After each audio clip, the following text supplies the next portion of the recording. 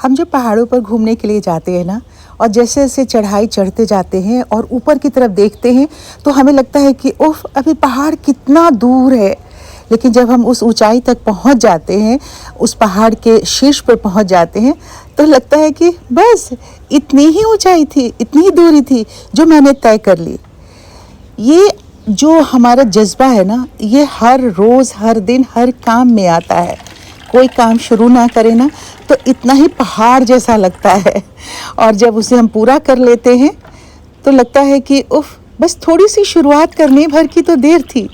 मैं सरिता दिल्ली से आप सबका बहुत बहुत स्वागत है मेरे इस आज के व्लॉग में, जिसमें आप सब रहेंगे मेरे साथ साथ। दिनचर्या शुरू हो गई है, काम शुरू हो गया है मेरा, और आप देख रहे हैं कि दिन की शुरुआत जो है एक चाय से होती है मेरी। फ़िलहाल थोड़ी सी मशक्क़त मुझे करनी पड़ रही है, पर मैं कर लूँगी। ऐसा मेरे अंदर एक जज्बा है जो हमेशा आप सबके वाक्यों के साथ, आप सबके सहयोग के साथ मुझे प्रेरित करता रहता है। दरअसल मैं तो उठ जाती हूँ सुबह सुबह, अभी तो मुझे एक्सरसाइज वगैरह भी कुछ नहीं करना है, तो खाली बैठे हुए करूँ क्या समझ में नहीं आता है। और वैसे भी मुझे हमेशा से जब से मैं रिटायर हुई हूँ तब से 6 बजे चाय मैं पी ही लेती हूँ। और वहाँ नवेली के पास थी ना, तो मम्मी उनकी जो है चाय बना के सुबह 6 बजे मुझे पिला देती थी। हम दोनों साथ में बैठ के पीते थे। उस माहौल को भी मैं बहुत ज़्यादा मिस कर रही हूँ।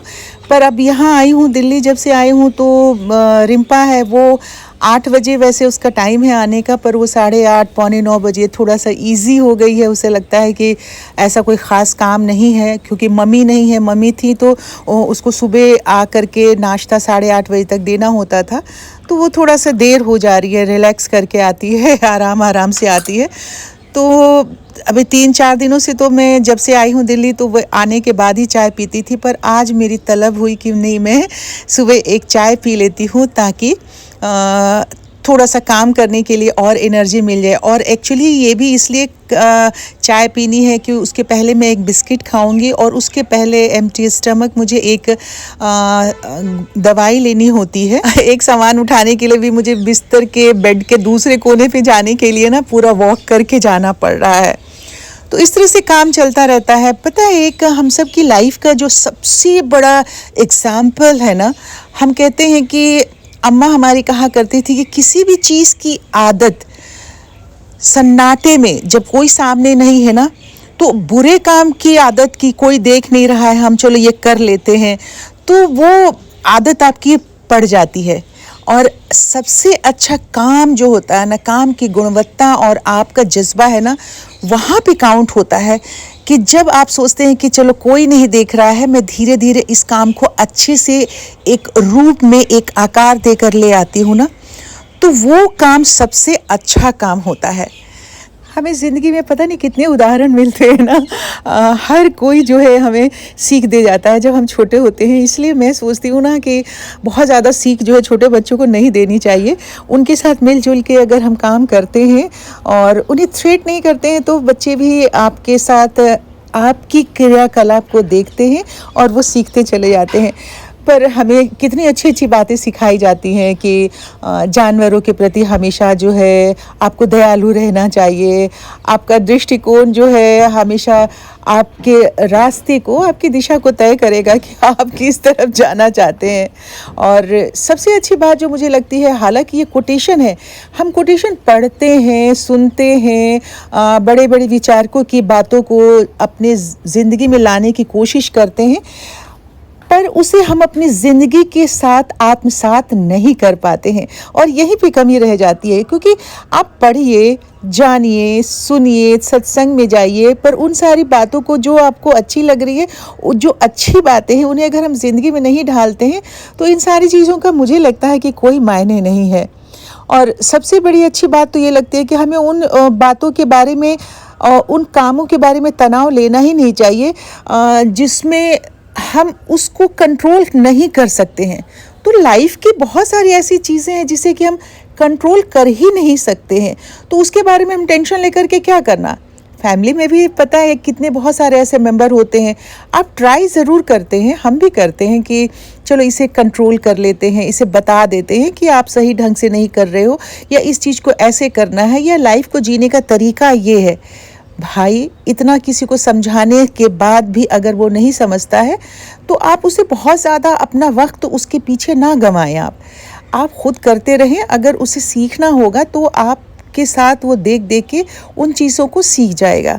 अब मैं अभी फ़िलहाल तो मैं आ गई थी यहाँ इस कमरे में, जहाँ पे सारे नए कपड़े, कर्टन और बेडशीट्स, रनर्स वगैरह ख़रीदा था मैंने। तो यहाँ पे सारी चीज़ों को निकाल रही थी। ये देखिए, ये कुशन, रेक्टेंगल वाले का कुशन कवर लिया था, तो कुशन कवर वगैरह मुझे चेंज करना था, तो उसे निकालना था यहाँ से, और किस कमरे के लिए कौन सा चाहिए, कौन सा कर्टन डालना है। तो मैं इत्मीनान से बैठी हुई थी, अभी इस वक्त में कोई नहीं था, तो मैंने कहा धीरे धीरे करके ये सारे चीज़ें निकाल के और अलग अलग कमरे में उठा के ले जा करके धीरे धीरे रख तो सकती हूँ। तो यही है कि जो चीज़ हम इत्मीनान से, आराम से, बिना किसी के देखे हुए कर पाते हैं ना, वो काम सबसे अच्छा होता है, इत्मीनान का होता है, मुझे ऐसा लगता है। तो इन्हीं सारी बातों को जो हम ले करके चलते हैं, और आप किसी चीज़ को जब कंट्रोल नहीं कर सकते हैं तो छोड़ दीजिए, उसे कंट्रोल करने की ज़रूरत ही क्या है। आप खुद को कंट्रोल कीजिए, अपने क्रियाकलाप को कंट्रोल कीजिए, तो अच्छा रहता है। लेकिन परेशानियाँ यहाँ होती है कि हम रिश्ते नातों को भी कंट्रोल करना शुरू कर देते हैं, उसमें भी अपना हक जताना शुरू करते हैं, और अपने हिसाब से अपने रिश्ते नातों को मोड़ना शुरू कर देते हैं, जो सही नहीं है। थोड़ा सा भी काम करके ना, फिर अभी थकावट बहुत ज़्यादा हो रही है, क्योंकि वीकनेस तो थोड़ी सी हो ही जाती है ना बॉडी में। खाना खाने का भी मन नहीं कर रहा है। सारा दिन छोटे मोटे ये काम जो है, कभी सामान इधर से उधर रख दिया, कभी ज़रा कर्टन वगैरह देख लिया, कुछ गिफ्ट आइटम ले करके रखा हुआ था, दीपावली आने वाली है, किसको क्या देना है, बस यही सब जो है रुक रुक के उठ उठ के कर पा रही हूँ। इसके अलावा कोई काम तो कर नहीं पा रही हूँ, और बस इसलिए थोड़ी सी ना थकावट भी ज़्यादा मुझे ऐसा लग रहा है। मेंटली आप जब थक जाते हो ना, तो थकावट लगती है। तो बस ऐसी स्थिति में आ कर के मैं अभी काम कर रही थी, करते करते शाम के अभी तो 5 अब बज गए हैं, 5 बजने वाले हैं। तो मैंने कहा कि थोड़ी देर टेरेस गार्डन में आके बैठती हूँ, क्योंकि सुबह से फिर सारा इंस्ट्रक्शन दे करके पूरे गार्डन की क्लीनिंग कराई है, उठाया है, और जब बैठ के काम करवा रही होती हूँ ना, तो अचानक से ऐसा लगता है कि बस हाथ बढ़ जाता है जल्दी से। फिर एकाएक एहसास होता है कि ना भाई ना सरिता, ऐसा मत कर। और अभी जो स्थिति ये हो रही है कि बहुत बढ़िया से मुझे इस बात का एहसास हो रहा है। देखिए, डेंटिंग पेंटिंग करते रहो तो चेहरा कैसा लगता है, पर जितने बाल मेरे ग्रे हैं सब बाहर को निकल आ रहा है, दिख रहा है आपको इस तरह से, और दाढ़ी मूछें सब निकल आई।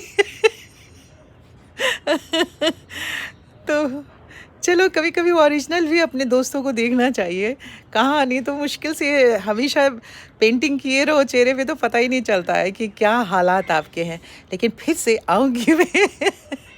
बस कुछ दिन की बात है, फिर से वैसे डेंटी पेंटी करके आ जाऊँगी, आप सबके सामने हाजिर हो जाऊँगी मैं।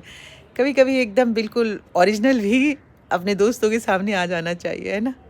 तो चलिए, थोड़ी देर मैं अभी गार्डन में बैठती हूँ, क्योंकि 2 दिन हो गए, कल भी बहुत ज़्यादा इतना स्मॉगी हो रहा था ना पूरा एटमॉस्फेयर, और आज भी दिल्ली में बहुत स्मॉगी है। सुबह से सूरज देवता का दर्शन हुआ नहीं है, और आप देख रहे हैं ना, मतलब किस तरीके से बिल्कुल बादल जो है ऐसे ऐसे हो रहे हैं।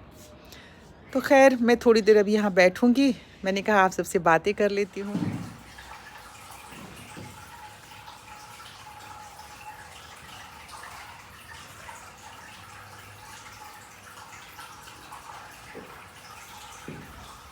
दोस्तों, बहुत सारे हमारे साथी हैं, वो मुझे इस बात का इत्मीनान दे रहे हैं कि आप बिल्कुल ठीक हो जाइएगा, तब आप वीडियो बनाइएगा, हम इंतज़ार करेंगे।